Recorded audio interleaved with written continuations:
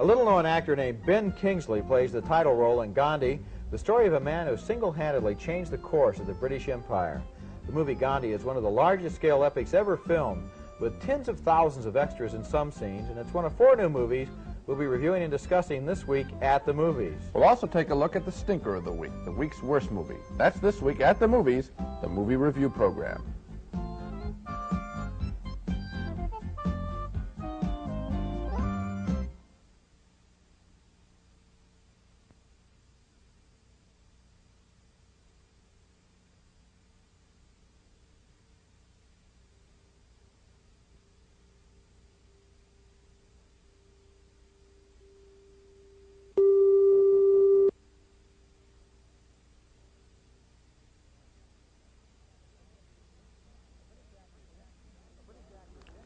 A British actor, Ben Kingsley, stars as the famous Man of Peace in the movie epic Gandhi this week at the movies.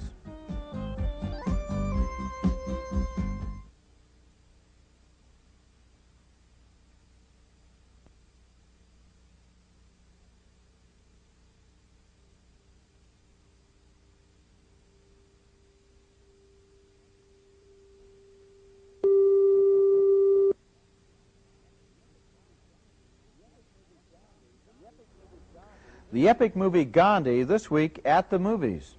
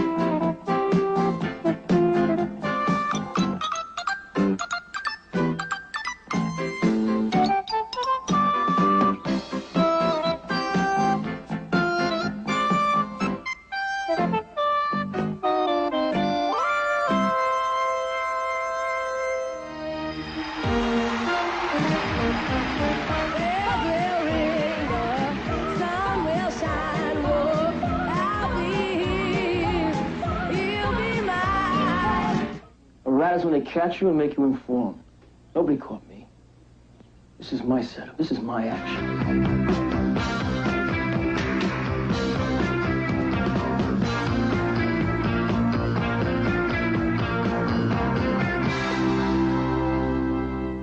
It's always the same old story. Opening today, closed tomorrow. We call them winners that were losers, good movies that didn't find the audiences that we think they deserved. And joining me at the movies is Gene Siskel, film critic of the Chicago Tribune. And this is Roger Ebert, of course, film critic of the Chicago Sun-Times. This week at the movies, we have something special. Instead of reviews of new films, we'll look at what we call winners that were losers, good films that most of the public missed the first time around. Well, my first winner that was a loser, you saw just a second of it before. It's called Divine Madness, and it starred Bette Midler in one of the best concert films I've ever seen. In fact, there are even times when this feels more like a movie musical than like a documentary of an actual performance. That's because Midler plays a lot of characters in this movie in addition to herself, and also because the director, Michael Ritchie, choreographs the action so that we never ever see the cameras. We're not reminded that this is a documentary by the usual obligatory concert film shots. At first you see some cameraman sneaking around in his tennis shoes, then there's a big shot up the nostrils of the singer. Well, here's Midler early in the film talking about her command performance before the Queen of England. But we were really lucky, you know, because we got to actually lay our two eyes on her hiney, the Queen. Have you ever seen her? Oh, kids, she is the whitest woman in the whole world.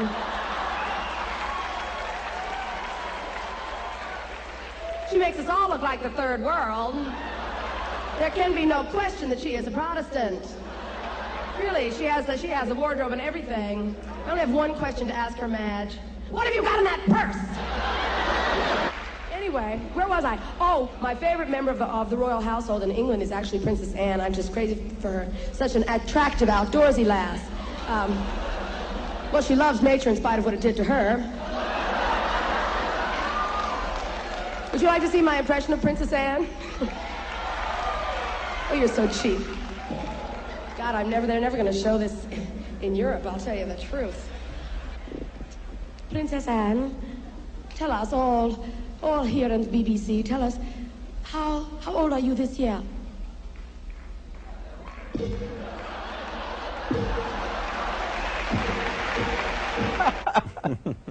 Bette Midler has always been hard to categorize as a performer. She's an actress, she's a singer, sings rock and roll and blues and ballads, and then she does stand-up comedy and satirical sketches, and she wears costumes in this movie that range from early Carmen Miranda through Bump and Grind to Bag Lady. But Divine Madness was a disappointment at the box office, and that's too bad. I think it's just because of this category, concert films. I think people want to see, or may have heard the material already on a record, they may know the person's touring, and they think concert film is somehow dead once removed from them, not special enough to be a movie. And you know, that's true of a lot of concert films that are simply made by putting a camera in front of the stage and making a photograph, but a good concert film like this one can show you aspects of the performer and of the performance that you can never see in an auditorium. I agree, and I also like when they do interviews with the people. Give us something special. Martin Scorsese's film about the band, The Last Waltz, that had interviews, and it was something special you could only get in the movie. Okay. My first winner that was a loser is probably going to be a controversial choice. A lot of critics didn't like this picture, and the public didn't seem to care for it either. Tattoo is the movie, an R-rated love story that gets a little kinky, with themes of bondage and dominance mixed in with a more traditional notion that people are looking for love, are simply looking for someone who cares about them.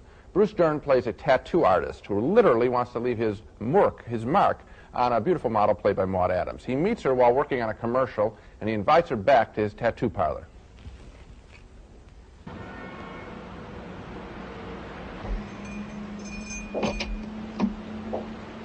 Aren't you supposed to be open? I mean, can you close whenever you want to? For you, I can.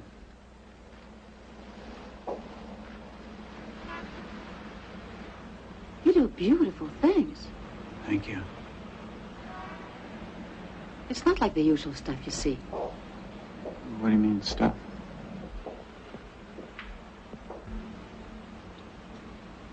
That's wonderful.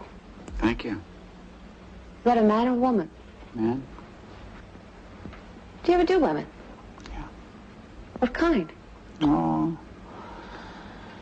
Usually they're women that are ready to be identified, ready to belong. Women that need the mark in order to exist. It's nothing new. It's actually been going on for centuries. Why do you call it the mark? Because that's what it is. I thought you did tattoos, you know, to be funny, decorative, sexy. It's much deeper than that. This looks like it might go in pretty deep, too. Well, first of all, you hold it like that. And it goes just deep enough to make the engraving last. For how long? Forever. Some hot dialogue. What separates this movie from a lot of films about nutty guys fixated on pretty women is that Bruce Dern's character isn't your standard movie nut. On the contrary, he genuinely cares for Maude Adams' character. In fact, a lot more than any of the other men in her life, the photographers, the agents, her boyfriends. No, Bruce Dern really loves her. Yeah, he has a thing about leaving a mark on women, And that kind of dominance is wildly out of date now, so the relationship is strange, to say the least. I think Tattoo went wrong maybe for audiences, because audiences don't like to be made uncomfortable by a movie, and the sexual tension between these characters is scary. I think it went wrong for another reason. I liked a lot of this movie, but I felt that the stage setting was very effective, where we meet Bruce Dern, we meet Maude Adams, we understand the mystique of tattooing as it applies to him. Both of their worlds. And then after he kidnaps her and begins to tattoo her, then, at that moment, the movie turns into a conventional thriller. It doesn't continue to follow the psychological development of that relationship. It's just running up and down the stairs and chasing each other with knives and things. I thought it was a little bit better than you did at the end. Maybe that's where it broke down. Don't you think, though, that when it gets into the sexual arena, people don't get a little tense on pictures? Partially that, and also this movie never even got enough of a release for people to even decide if they liked it or not. Are you glad you saw it? Yeah, I am. Okay. Yeah. Coming up next at the movies, 4 Friends about 1960s hippies and flower power. I'm going to have a baby. Well, congratulations. It's Tom's baby. The RCA video disc player. No other video product in history has sold more in its first year. Just look at why.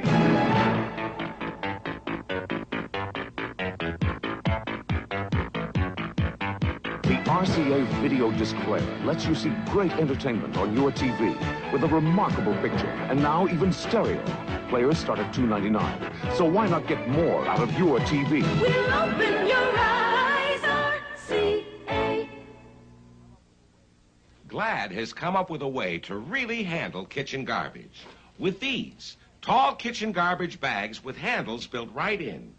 Glad handle tie bags. This tough puncture-resistant bag has handles that you can tie in a knot, so no more twist ties. And the handles make it easy to lift and carry. Get a handle on your garbage with Glad handle tie bags. Yes, we're #1. We're tough, and we're glad. Look at me. Do you like what you see? Good. Because it's not me. It's a recording of me on Memorex videotape. This remarkable tape has been recorded and re-recorded 100 times, but I bet you still couldn't tell if it was Memorex or me, which really isn't me. It's Memorex. Memorex videotape. Even after 100 recordings, you'll wonder, is it live or is it Memorex? Fresh ideas baking. Spread the news. Now, traditional frosting for German chocolate cake. Spread the news. In a ready-to-spread frosting, only from Pillsbury.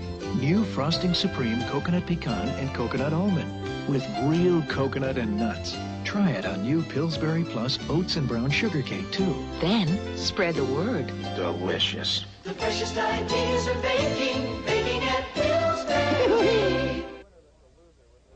My next winner that's a loser was released late in 1981, and right away it sank at the box office. It's a movie called 4 Friends. It was directed by Arthur Penn, who made Bonnie and Clyde. It was sort of a guided tour through the strange decade of the 1960s, following a young man from East Chicago, Indiana, as he left a working-class home and went off to college during the era of hippies and love beads, happenings and draft protests and experimentation with drugs. He has an on-again, off-again love affair in the movie with a high school sweetheart who becomes one of the original Flower Children. And in this scene, the affair is off again. So off that the hero, played by Craig Wasson, walks in late on his girlfriend's wedding to somebody else. Here comes to kiss the bride. What happened? I got married.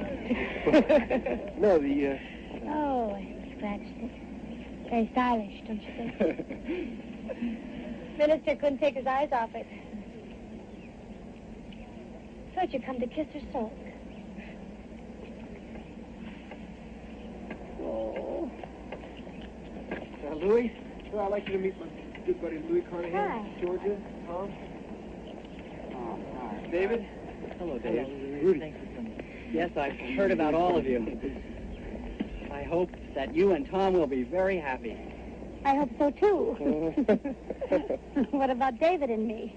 Yes, of course. It's just that the custom calls for the bride and groom.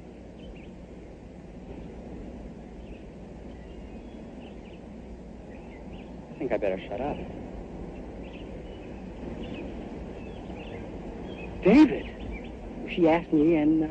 I'm going to have a baby. Well, congratulations. It's Tom's baby. I better shut up again. What the hell's going on? I didn't want to get married. I did. I love ceremonies. I can't wait to have my baby. You know, looking at that scene, it occurs to me there must be a lot of parents sitting around who find it very difficult to explain their wedding pictures to their Strange kids. costumes. Right. Four Friends does a good job of tracking how people change in 10 years, and how part of that change is within themselves, and part, though, is dictated by the politics of the society they live in. And that's certainly what happened with these characters who want to go in one direction and are moved over into another. But Four Friends was a box office bomb. Nobody wanted to see it. Maybe the emotions were too strong and people were made uncomfortable by, I mean, this movie lays out every emotion at all. And other than that, I can't figure out what's wrong. Maybe another thing, it wasn't very clear maybe to people what it was about. Or maybe it was clear what it was about. I think a lot of the people who were hippies, let's say, or who were alive in the 60s don't want to go see that movie because they were there and they don't think a film can capture that experience. And as for the kids, I don't think they understand that decade. I think the 60s must be the most difficult decade to explain if you weren't there of any. Well, I think they missed a film that has it all, warts and all. I think it's fine film. Oddly enough, I think it's a nice companion piece to the musical Hair. Two strong films about the 60s. Right. The commercial failure of our next film, Prince of the City, leads me to the conclusion that audiences prefer films with clearly defined good guys and bad guys, and Prince of the City, like the problem that dealt with drugs, just wasn't that simple. Treat Williams stars as a New York City detective assigned to the narcotics division, where he begins taking part with his partners in all manner of corrupt practices, ranging from outright theft of dope and money to giving dope to junkies and turning them into informers, but still with their habit so that the cops can make more busts. Tortured by a guilty conscience, Treat Williams begins to have doubts about his actions. He considers telling what he knows to authorities, but his wife, she of all people, disagrees. I know you feel guilty. Other people are guiltier than you. Everybody's guilty. Mary McLean, and you ought to hear her. My Nettie, he's Snow White, he's an angel. Then we're in the bank together, and she's got 400 $1 bills for deposit. Her angel's been taken from some old woman doing the numbers in a candy store. I feel lousy, Carla. The other night I was with my junkies, and I got mean. They break my heart, and I got mean. Remember what it was like when I was just starting out on the roofs? How good it felt? I want to feel that way again. Oh. This guy, Capolino, he's gonna force you to hurt your friends. People who've been good to you. Always when I hear you or Gus or Joe, any of the guys, you always say nothing's worse than to be a rat. A rat is when they catch you and make you inform. Nobody caught me. This is my setup. This is my action. And I'm never going to hurt my partners. She knows a lot more what's going to happen than he does. This film may seem like a lot like Serpico, but it is more complex than just one good cop challenging a whole lot of bad cops. Why didn't Prince of the City do better? Maybe Treat Williams can't carry a movie by himself. I don't think so, though, because I sure liked him a lot. Maybe audiences want cop films with only a lot of good guy, bad guy gunplay. Whatever the reason, a lot of people missed a very strong American movie, and of all the pictures I'm commenting on here, this is the best as far as I'm concerned. You know, as I think back over the last couple of years, it seems to me that Prince of the City is the one that got away. It was the big one that people should have seen, that should have made a mark, should have won the award, should have done the business, and been a watermark like The Godfather, like some of those other pictures. I think so. And it just slipped past. It just didn't make the impression that it should have. I'm convinced it's this good guy, bad guy phenomenon. I hate, you know, your one cardinal rule of you never insult the audience. Well, I'm afraid there has to be an insult laid, at least in part, that people want it simple in the sense that they want to know who the good guy is, who the bad guy is, and they want to follow him all the way. In this film, it's very strange. You know, the biggest applause in this film is when one of the guys who's bad throws a desk in somebody else's face. It was that... Yeah, because in that particular scene you would have done it too. So your sympathy is with the bad guy, and the film is willing to have those kind of contradictions. A marvelous film. Now, coming up next, a story of a man and his turtle. This here is a gopher. He's not a turtle.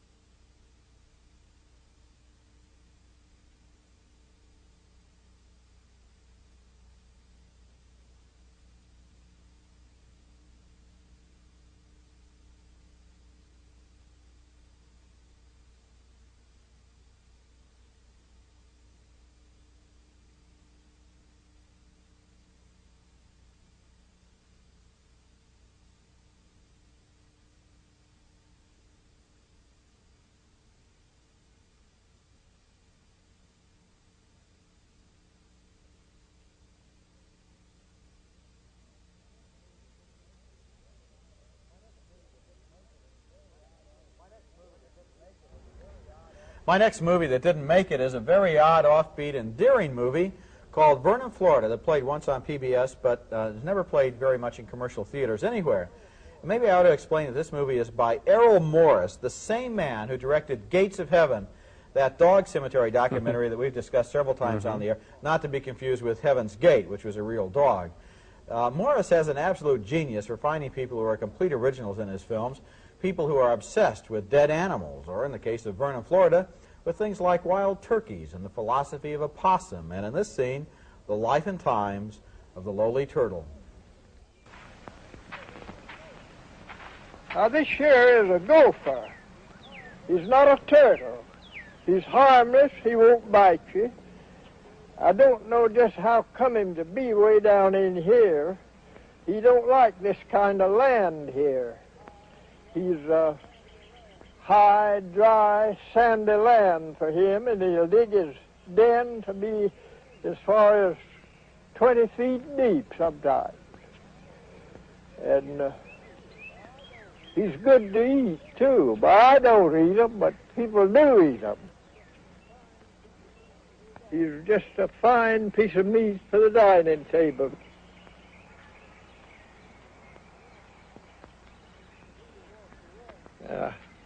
I believe he wants to walk now.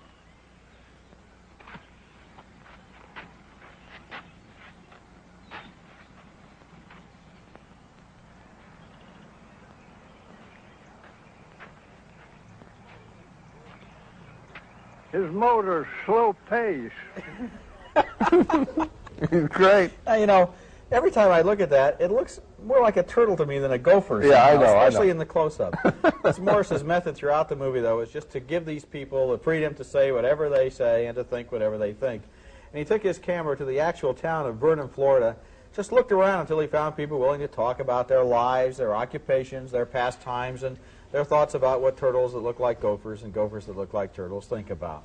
One of the best parts of this movie is the scene where a bunch of turkey hunters go out in the dismal, godforsaken swamp, and they stand around with their ears cocked to the wind, listening for the mournful call of the wild turkey. Now, I don't know what this movie is about. Maybe it's not about anything. Maybe it says that all of us have a lot in common with turkeys and turtles and backyard philosophers, and that we all spend a lot of time pondering questions that we'll just never know the answers to. I think I know what the film is about. I think it's sort of like anti-cinema. It shows us what most movies don't. Most movies have big action scenes and all that isn't real life. I like the sound of the birds chirping, the quiet, that this turtle, this pet that this guy had found. It's just like, you know how they say that pets and their owners are alike? Obviously, there's a connection between motor's kind of slow pace. Everything. It's marvelous. What a turtle looks like, that holding of the turtle up and meat on the table. But there's a streak of humor in all of Morris's films that's very, for example, in this film, there's a little scene involving the local policeman, and he's so proud of the fact that he has this new two-way radio. Right. And it gradually develops that he's the only cop in town, so there's nobody at the other end. I know. Talking to himself. That's great. But you know, with all fairness, this film did reach a large audience by playing on PBS, much bigger than it would if it ever played in movie theaters. I'd just like to maybe see it play again on PBS. Sure. Okay, fine. Our next winner that was a loser is an English film that is part biography of a poet and part conversation between that poet and her best friend in the world, her old maiden aunt. The poet is Stevie Smith, who made a name for herself by writing about the human condition, the loneliness, the pain, and the shyness. Linda Jackson plays Stevie, and Mona Washburn plays her aunt. And in this scene, Stevie reveals her brittle wit as her aunt tells her about some advice to the lovelorn. Well, this girl wrote to the paper and said she'd seen a young man at the tennis club she'd joined, so as not to feel lonely and to get herself fixed up with a house or a flat and a baby. Anyway, this young man would do, she thought. He was all right.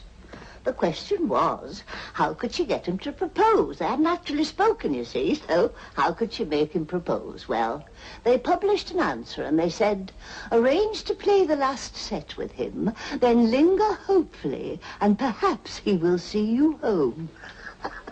Oh, what a wonderful phrase, linger hopefully. Linger hopefully, and perhaps he will see you home. Can't you just see it? Up and down the suburbs, up and down the provincial towns, up and down India and Singapore and Shanghai, there are girls who have arranged to play the last set and are lingering hopefully.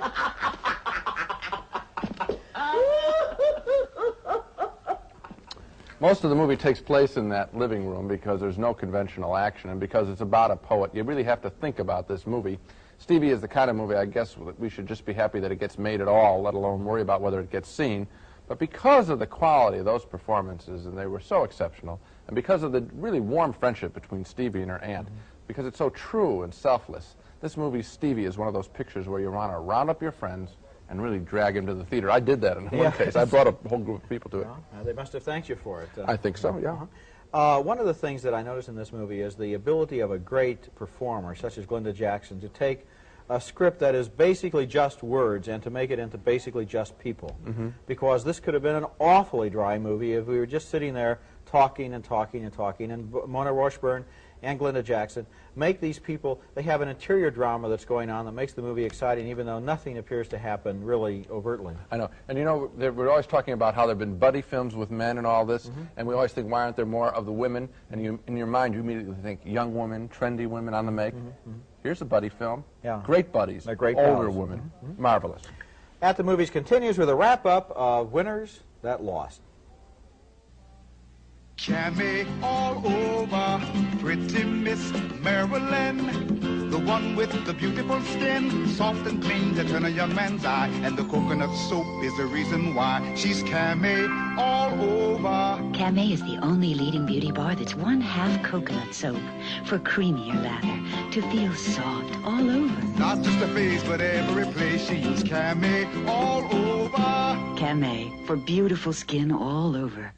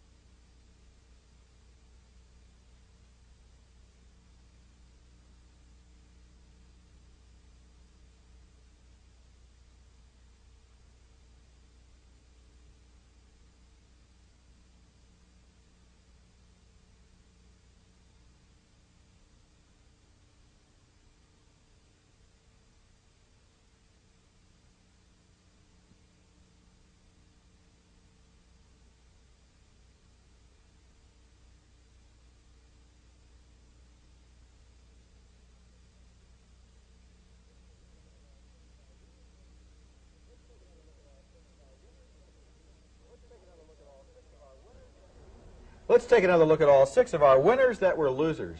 I picked Divine Madness with Bette Midler all over the map as a singer, dancer, and actress.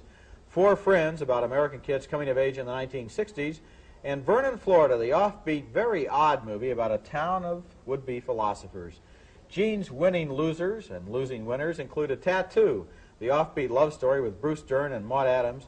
Prince of the City with Treat Williams as a cop under fire from other corrupt cops and his own guilty conscience. And finally, Stevie with Glenda Jackson's English poet, Stevie Smith.